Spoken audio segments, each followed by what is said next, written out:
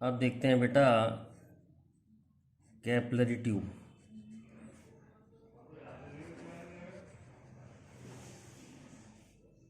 A tube with a fine bore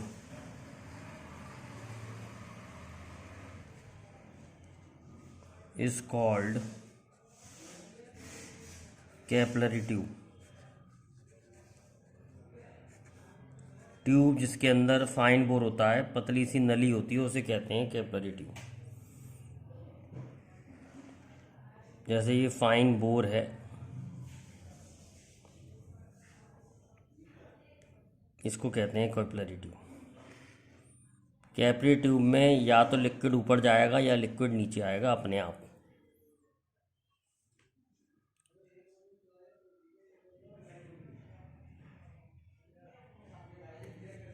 rise and fall of liquid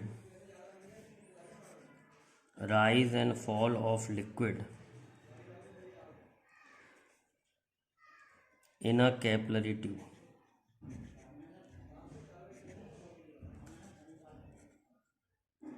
या ascent and descent formula.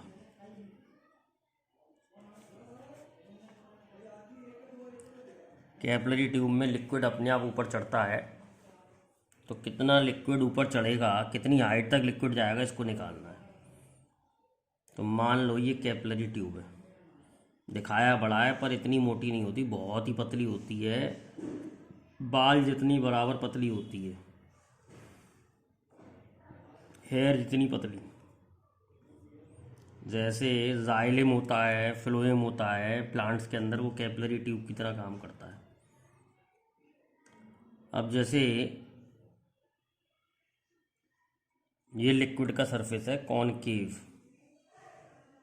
जिस liquid का surface concave होता है वो कैपिलरी ट्यूब में ऊपर चढ़ता है। यहाँ पर सरफेस टेंशन फोर्स काम करेगी, यहाँ पर सरफेस टेंशन फोर्स ऐसे काम करेगी। थीटा हमारा एंगल ऑफ कांटेक्ट है, ये वाला कंपोनेंट हो गया टी कॉस थीटा, और ये वाला कंपोनेंट हो गया टी साइन थीटा। सिमिलरली यहाँ पर ये वाला कंपोनेंट हो गया टी कॉस थीटा, और ये वाला कंपोनेंट हो गया टी साइन थीटा। तो साफ दिखाई दे रहा है टी साइन थीटा कैंसिल हो जाएगा, टी साइन थीटा कैंसल्स। कौन सा कंपोनेंट इसे ऊपर लेके जाएगा, लिक्विड को कौन सा कंपोनेंट ऊपर लेके जाएगा, टी कॉस थीटा। पर टी कॉस थीटा तो सरफेस टेंशन है, हमें निकालनी पड़ेगी फोर्स। तो फोर्स के लिए हमें लेंथ से मल्टीप्लाई करना पड़ता है, और लेंथ होता है perimeter of free surface in contact. तो सरफेस टेंशन फोर्स होगी surface tension T cos theta जो ऊपर लेके जा रहा है, into perimeter of free surface in contact, perimeter of free surface in contact.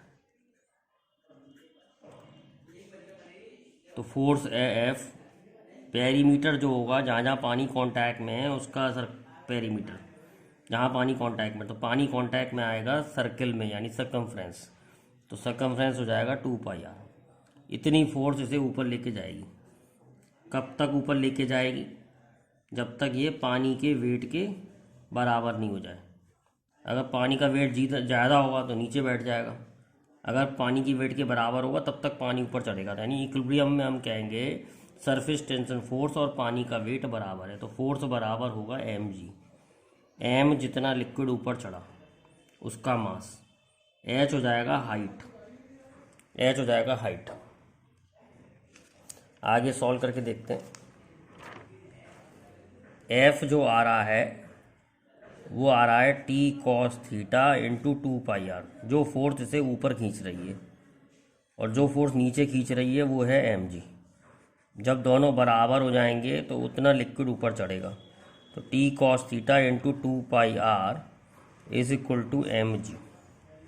तो T cos theta into 2πr mass होता है वॉल्यूम इंटू डेंसिटी, जी यहाँ पर डेंसिटी है। तो T cos theta into 2πr, volume हो जाएगा πr²s, सिलेंडर का वॉल्यूम ले लेंगे, इंटू डेंसिटी इंटू ग्रेविटी। अब देखिए क्या क्या कैंसिल हो रहा है, पाई पाई कैंसिल हो रहा है, एक r कैंसिल हो रहा है, तो h आ रहा है, लिक्विड की हाइट आ रही है 2t cos theta into r dg। Theta जो है वो है एंगल ऑफ कांटेक्ट, थीटा क्या है, एंगल ऑफ कांटेक्ट। आर जो है वो है रेडियस ऑफ कैपिलरी, आर है रेडियस ऑफ कैपिलरी, थीटा है एंगल ऑफ कांटेक्ट, डी जो है वो है density of liquid, density of liquid, और टी यहाँ पर है सरफेस टेंशन, टी यहाँ पर है सरफेस टेंशन, जी ग्रेविटी है। यानी कि कितना लिक्विड ऊपर चढ़ेगा वो इस बात पे डिपेंड करता है कि सरफेस टेंशन कितनी है, रेडियस कितना है, डेंसिटी कितनी है और ग्रेविटी कितनी है। ध्यान रखें H is inverse of R, जितना R कम होगा, जितना R कम होगा उतना H मोर होगा। यानी पतली ट्यूब में ज़्यादा ऊपर चढ़ेगा लिक्विड, और थीटा अगर एंगल ऑफ कांटेक्ट एक्यूट होगा तो वो लिक्विड तो चढ़ेगा, अगर एंगल ऑफ कांटेक्ट ऑब्ट्यूस हो गया यानी कि कॉस थीटा की वैल्यू नेगेटिव हो गई, वो गिरेगा। यानी mercury will fall, water will rise, water will rise, ध्यान रखें, water will rise, mercury will fall, mercury will fall in capillary, mercury पानी में गिरेगी और इसको कहते हैं डिप्रेस्ड, डिप्रेस्ड हो जाएगी, गिरने को कहते हैं डिप्रेस्ड। तो मरकरी जो है डिप्रेस हो जाएगी और वाटर जो है ऊपर चढ़ेगा कैपिलरी ट्यूब के अंदर। इसका डेरिवेशन मैं आपको एक तरीके से और बताता हूँ, उससे और कॉन्सेप्ट स्ट्रांग होगा। Ascent and descent formula by pressure method, ascent and descent formula, ascent and descent formula by pressure method, by pressure method. अब देखिए ये हमारी कैपिलरी ट्यूब है, ये मेनिस्कस है, इसका रेडियस आर है, इस मेनिस्कस का जो रेडियस है वो आर है, आर। अब देखिए थोड़ा टेक्निकल है ये, काफ़ी कुछ समझना पड़ेगा तब समझ में आएगा डेरिवेशन।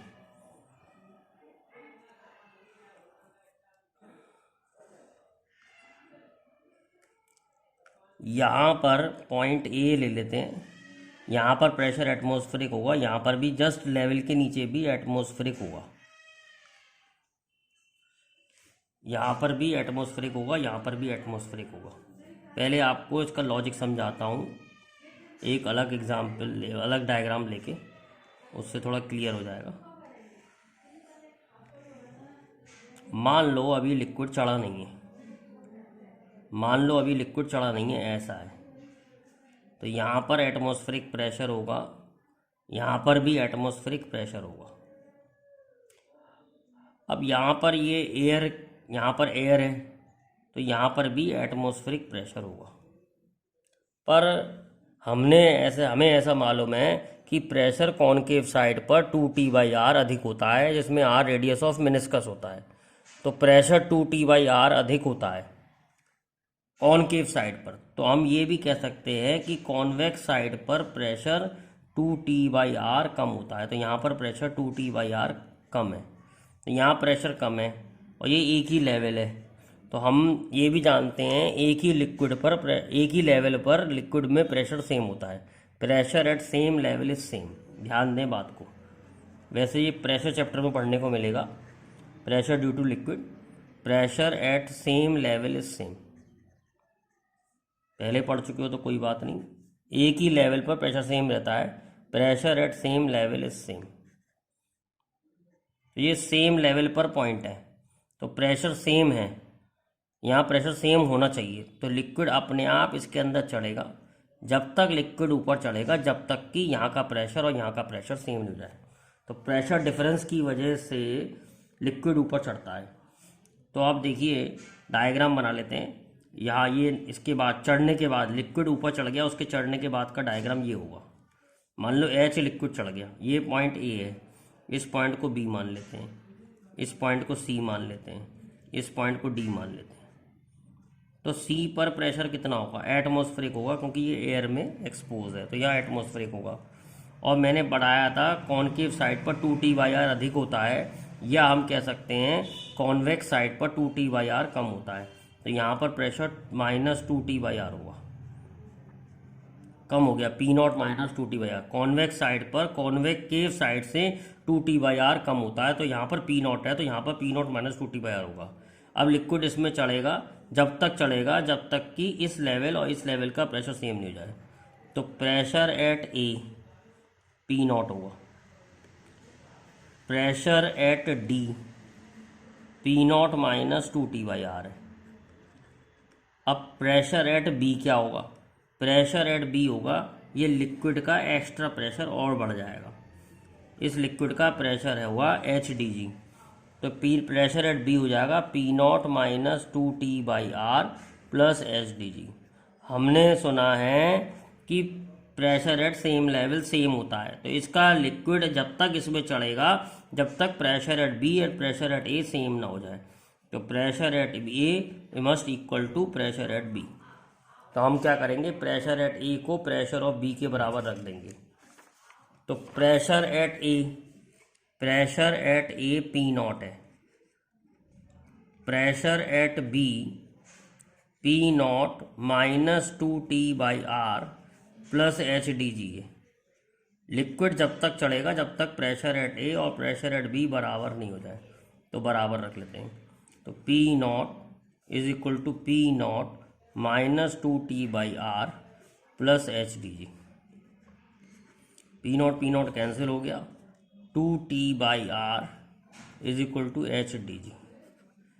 तो H हो गया 2T/RDG। आपको तो ऐसा लगेगा फार्मूला गलत आ गया, क्यों लगेगा? क्योंकि वो R जो था ना वो रेडियस ऑफ कैपिलरी ट्यूब था, और ये R जो है ये रेडियस ऑफ मेनिस्कस है। अभी उनमें आपस में रिलेशन बतानी पड़ेगी। जैसे ये हमारा लिक्विड का सरफेस है, ये हमारा लिक्विड का सरफेस है, इसका जो रेडियस है वो कैपिटल R है, ध्यान रखें, इसका रेडियस कैपिटल R है, और जो रेडियस ऑफ कैपिलरी ट्यूब है वो स्मॉल r है। Radius of capillary tube small r है। अब देखें थीटा एंगल ऑफ कांटेक्ट है, ये थीटा होगा तो ये 90 है, तो ये 90 माइनस थीटा होगा, और ये भी 90 है, ये भी 90 है, तो ये 90 माइनस थीटा है, तो ये थीटा निकलेगा। तो small r by capital R की वैल्यू आ जाएगी cos theta. Small r by capital R की वैल्यू क्या आ जाएगी? Cos theta. तो R की वैल्यू आ गई, कैपिटल R की वैल्यू आ जाएगी, कैपिटल R की वैल्यू रखनी है R बाई कॉस थीटा। तो कैपिटल R के लिए हम क्या करेंगे, R बाई कॉस थीटा रख देंगे। तो आपका सेम फार्मूला आ गया H is equal to 2T cos theta upon RD। तो ये मैंने आपको दूसरे मेथड से समझाया है, डेरिवेशन कैपिलरी ट्यूब का। तो दो मेथड से कैपिलरी ट्यूब का डेरिवेशन पढ़ाया है, जिससे भी आपको आसान लगे उससे याद कर लीजिए आप। अब देखते हैं when capillary tube of less height is taken, when capillary tube of less height is taken, when capillary tube of less height is taken, जैसे फॉर एग्जाम्पल ये है कि लिक्विड जो है H हाइट तक चढ़ जाता है कैपिलरी ट्यूब में, और आपने हाइट ले ली कम, H डैश ले ली, हाइट ले ली कम। अब सवाल ये है कि क्या पानी इसमें से बाहर निकलेगा, क्या पानी इसमें से बाहर निकलेगा या नहीं निकलेगा? तो if a capillary tube of less height is taken,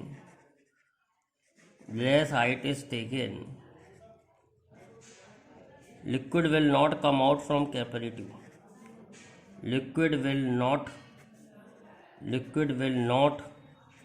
come out from capillary tube. अगर आपने कैपिलरी ट्यूब लेस हाइट की देखी तो liquid will not come out from capillary tube. क्यों, क्या होगा?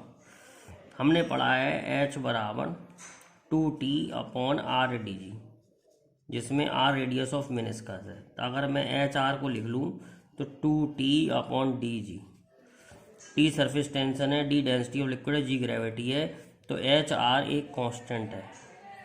HR क्या है? एक constant. H into R constant है।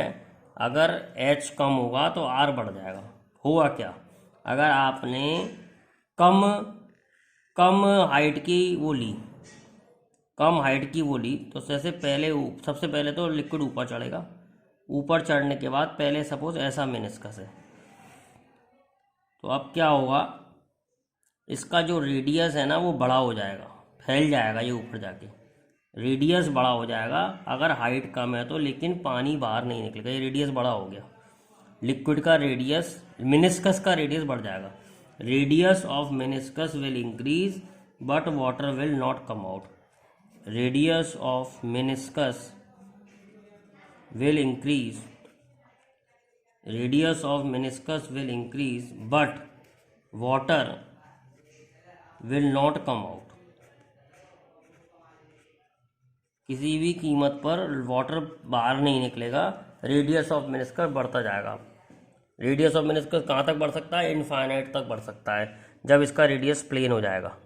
तो प्लेन जब रेडियस हो जाएगा तो H जीरो हो जाएगा। H जीरो कभी हो नहीं सकता, इसलिए कभी भी पानी बाहर नहीं निकलेगा, चाहे कितनी भी छोटी ट्यूब क्यों ना ले ले। तो liquid will not come out from capillary tube.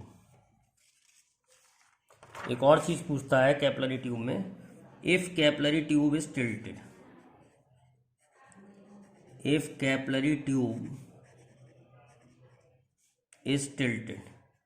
अगर कैपिलरी ट्यूब को टिल्टेड कर दे तब हम कैसे निकालते हैं, कैसे सॉल्व करते हैं।